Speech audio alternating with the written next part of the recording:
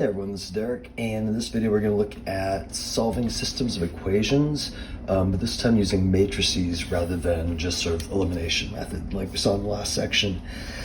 So the first thing would be, what exactly is a matrix? Well, a matrix is just a way to represent some, in this case, equations. And so the directions on this one are saying write the system as an augmented matrix. So what an augmented matrix looks like is it's kind of a bracket. And then instead of writing all the x's and y's and z's and equal signs, we drop all that and then just keep the coefficients. And it gives us something that's just a little bit simpler to look at and a little bit easier to manipulate because we're not having to write so much. It's just a little cleaner. So that's the idea of using matrices. In later courses, the little elements in the matrix, that's an element right there. That can be like an entire function unto itself, but right now it's just going to be the coefficients of our equations. So for this top row, and these are going to have rows and columns, and so for the top row we got a 4.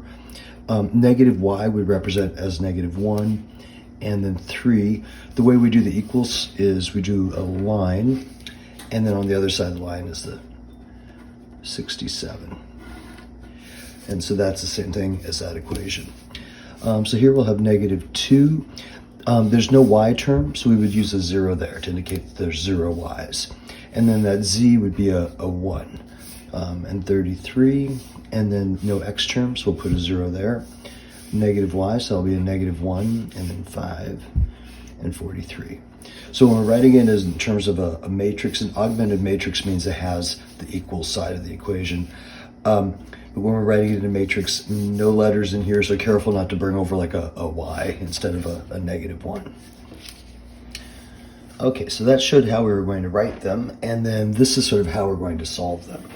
So we got a couple of forms we could shoot for here, and with row echelon form and then reduced row echelon form. So row echelon form is a really useful spot. If you get it to here, so we're going to solve these things. And basically what we want to get is 1s on this diagonal and then 0s down this corner. Like that's going to be this right here. This is what it's all about. That's our goal. And if we do that, what that means is we know this 1, this is representing z, so it equals whatever that number is. And once I know z, I could put it right here, and then I could solve for that y. Now I have z and y, and I could put both of those there and go back and get the x. So once I get those 3 zeros, even if these aren't actually 1s, even if they're whatever, that's going to let me solve. So reduced row echelon form, this one's super pretty, but it's a lot of work to get those last 3 zeros. So in this course, we're just going to solve to here and then back solve. But if we did go all the way to here with these row operations that are coming up, then this would just say x equals that number, y equals that number, and z equals that number. So this is a way of representing the answer. This answer would be a comma b comma c is how it looks, or how we've been writing it. Okay, so in terms of solving, we can do pretty much the exact same stuff we did in the last section. If we don't like the order of the equations, we can change them. That's what they mean by interchange rows. The notation we're going to use for when we're making new rows, like when we're going to do things to the old rows and make a new row, we write what we're doing to the old rows in lowercase, and then the new row, the result, in uppercase. So this is just saying that we're going to change 2 rows. Second thing we can do is multiply row by a constant. So we could, multiply it all by 5 if that's helpful.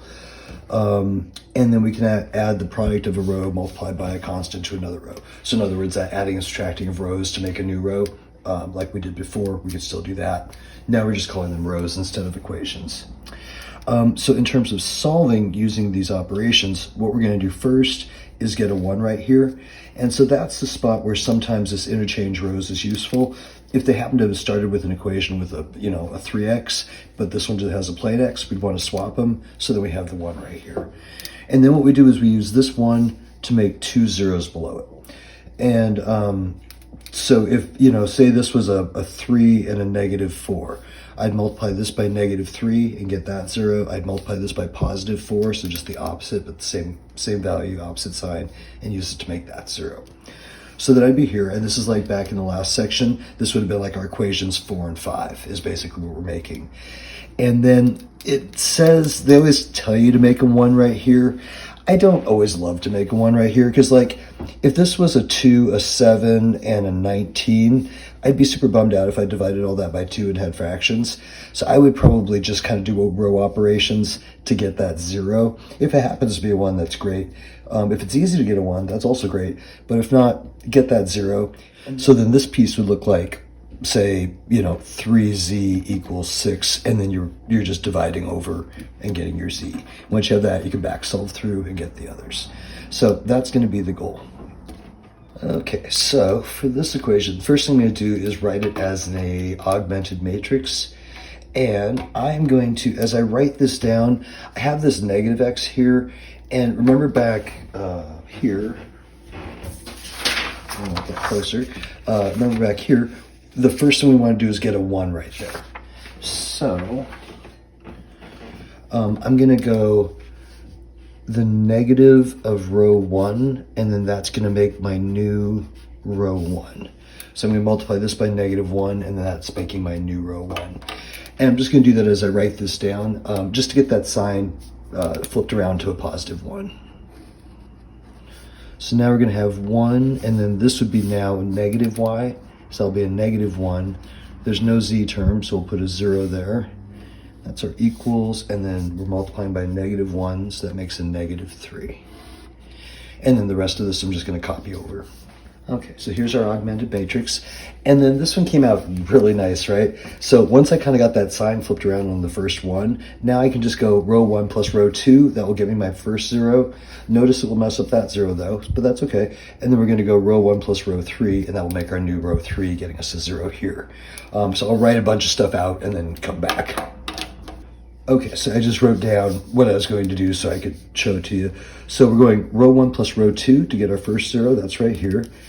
And so 1 plus -1 gets us 0, and then gets us a -1 there, a -1 there, and a -5 there. And then I'm going to go row 1 and row 3 to get that next 0 right here. So 1 and -1 for 0. -1 and 1, that's nice, for 0. 0 plus 1 for 1. And -3 plus -1 makes -4. And now I'm going to rewrite my matrix with these in, with my new row 2 and my new row 3. And that's what these things right here are.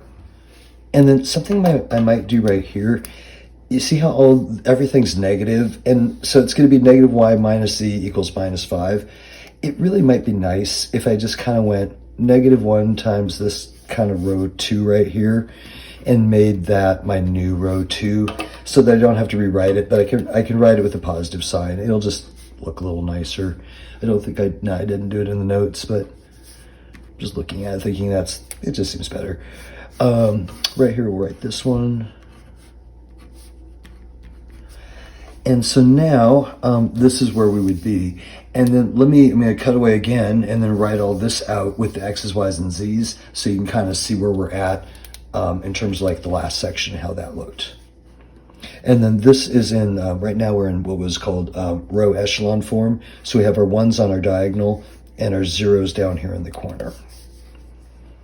So there's our system, x minus y, -3, y plus z, 5, and then z is -4. So you can see now I can just do a little back solve, and I'll pick up these other 2 variables. So plugging in the z, I'm going to have y minus 4 equals 5. So it looks like y equals 9. And then plugging that, I'll put the y in right here. So now x minus 9 equals -3. Adding that 9 over, I get x equals 6. So my solution set is 6, 9, and -4. Okay, so for this one, it's already written out as an augmented matrix. So what I'm going to do, I think, I already have my 1 up here, so that's cool. So I'm going to go -2 times row 1, and then I'm going to add that to row 2, because that gets me my -2 plus 2. Those will cancel, getting me my first 0. And then that's going to replace this row. That's going to be my new row 2. And then the other thing I'll do in this step is row 1 plus row 3. And I left out there, right, because it's already a 1 and a -1, so I don't have to do anything. And then that will replace row 3. Okay, so I have those all set up now. So I just went -2 times that first row right there, and then there's my second row. And I'll add these together, and then I get the 0 that I was shooting for. -6 and 7 for 1, that will be a -1, and that will be 8. And we'll do the same thing over here. So I get our 0 again, -2, 5, and that will be -28. And then I'll cut away and I'll rewrite this back in here, and then we'll go for our next step. Okay, so here we are with our new matrix. And we came out with a 1 here, so that's cool. And like I said, even if this had been, say, a 3, I would not be excited about making this into like a 1/3 or -1/3 and this into an 8/3 and then trying to do the math. So I would just make the 0 here, honestly. This time we did get a 1, so that makes me want to go 2 times row 2. We're going to add to that row 3 right here. And then we'll have a 2 plus a -2, those will cancel, and then that's going to get me Z. And I'll make my new row 3. So we end up 0, 0, 3, and -12. And so then here, before I rewrite this, I'm just going to go, if I wanted to be a little bit more formal about it and get my last 1 right here, the way you would write this is 1/3 row 3 to make the new row 3, and then that would make that last row 0, 0, and then 1, and then 1/3 of this would make a -4. So we'd have a 1 and a -4 there. To me, just as easy, instead of to do all that, right here, just come over here and go, okay, so 3z equals -12, divide over your 3, and z equals -4. If you have to take the 300 level class to this version, this stuff really starts mattering. But right now we're just kind of using it to solve equations and get used to the notation. So this is totally good. Once we know that, we can come right back here. And then this equation, remember, is y minus z equals 8. So I'm going to plug that in for that z. Y minus -4 would be y plus 4 equals 8. And then y equals 4. Oops, I just messed up on that last line, so let me rewrite that.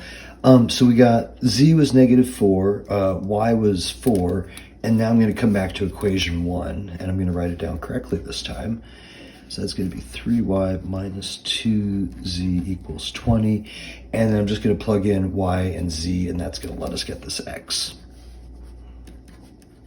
So y is 4, z is -4, equals 20.